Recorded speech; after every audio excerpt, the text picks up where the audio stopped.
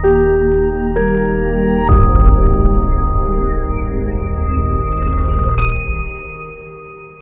4 అన్రిసెక్టబుల్ colon క్యాన్సర్స్లో మనకి ఇవాళ రోజున కీమోథెరపీయే కాకుండా చాలా లేటెస్ట్ ట్రీట్మెంట్స్ అందుబాటులో ఉన్నాయి. ఇవి టార్గెట్ థెరపీ రూపంలో ఉన్నాయి. కొన్ని ఇమ్యూనోథెరపీ లాంటి treatments unresectable stage 4 colon cancer patients అవుట్కమ్స్ని కూడా గణనీయంగా పెంచుతున్నాయి అన్నమాట.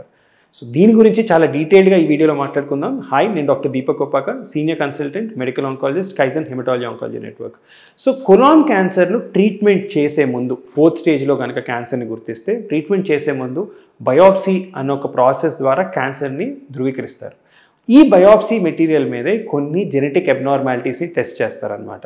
ఇవి కేరాస్, ఎన్రాస్, బీరాఫ్, HER2 ఇలాంటి కొన్ని జెనెటిక్ సిగ్నల్స్ని మనం అర్థం చేసుకొని దానికి తగ్గట్టుగా టార్గెటెడ్ థెరపీస్ ఇవ్వటం వల్ల కోలాన్ క్యాన్సర్ స్టేజ్ 4లో ఉన్న survival outcomes almost 1 to 1.5 years పెరిగే అవకాశాలు ఉన్నాయన్నమాట. వీటిలో కొన్ని రకాల అబ్నార్మాలిటీస్ లైక్ బీరాఫ్ లాంటి క్యాన్సర్స్ చాలా అగ్రెసివ్గా బిహేవ్ చేస్తాయన్నమాట. సో ఈ క్యాన్సర్స్ గురించి తెలుసుకుని దాని తగ్గట్టుగా టార్గెట్ థెరపీస్ ఇస్తుంటే అవుట్కమ్స్ చాలా ఇంప్రూవ్ అవుతున్నాయి అన్నమాట. సో ఇలాంటి టార్గెట్స్ మనం చెక్ చేస్తామంటే బయాప్సీలో తీసిన మెటీరియల్ మీద DNA ఎక్స్ట్రాక్ట్ చేసి దాంట్లో కేరాస్, ఎన్రాస్ ఇంకా బీరాఫ్ అన్న మ్యూటేషన్స్ ఎనలైజ్ చేసి ఈ మ్యూటేషన్స్ కనుక ఉంటే దానికి తగ్గట్టుగా మార్చుకొని టార్గెట్ థెరపీ ఇస్తామన్నమాట.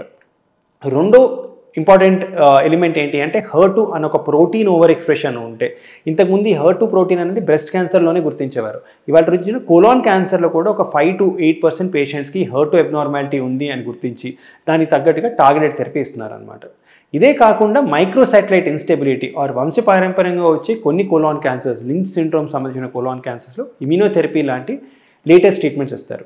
కానీ మీకు తెలుసా చాలా ఇంట్రెస్టింగ్ థింగ్ ఏంటి, కోలాన్ క్యాన్సర్ ట్రీట్మెంట్స్ అది కోలాన్ రైట్ సైడ్ నుంచి వస్తుందా, కోలాన్ లెఫ్ట్ సైడ్ నుంచి వస్తుందా అన్నది చాలా ఇంపార్టెంట్ ఫ్యాక్టర్ అనమాట. దాన్ని బట్టే ట్రీట్మెంట్స్ మారుతాయి.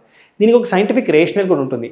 రైట్ సైడ్ కోలాన్ ఏంటి, లెఫ్ట్ సైడ్ కోలాన్ ఏంటి? కోలాన్ అనేది ఒక కంటిన్యూస్ స్ట్రక్చర్, దాంట్లో రైట్ లెఫ్ట్ అన్న డిఫరెన్స్ ఎందుకు వస్తుంది అంటే ఎంబ్రియోలాజికల్గా మనం గర్భంలో ఉన్నప్పుడే కోలాన్ అన్నది 2 డిఫరెంట్ సెగ్మెంట్స్, ఎనటామికల్ సెగ్మెంట్స్ నుంచి డెవలప్ అవుతాయి అనమాట. అవి 2 కలవటం వల్ల కోలాన్ పూర్తిగా ఏర్పడుతుంది. So left side of the colon అంటే స్ప్లీనిక్ ఫ్లెక్చర్ నుంచి కిందకున్న కోలాన్ని లెఫ్ట్ కోలాన్ అంటాం, మిగతా కోలాన్ అనేది రైట్ కోలాన్ అంటాం అనమాట.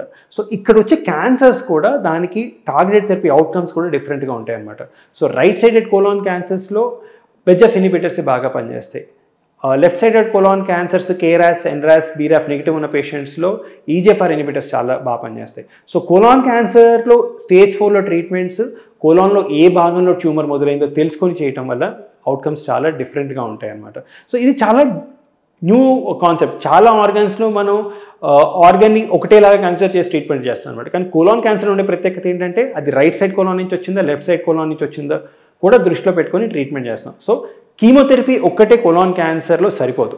కోలాన్ క్యాన్సర్లో ట్యూమర్ ఎక్కడ మొదలైంది, ఎటువంటి genetic abnormality or protein abnormality వల్ల ట్యూమర్ ఏర్పడింది, ఏవైనా వంశపారంపర్యంగా వస్తున్న ట్యూమర్సా అన్నది డీటెయిల్గా తెలుసుకొని ట్రీట్మెంట్ చేయడం చాలా ఇంపార్టెంట్.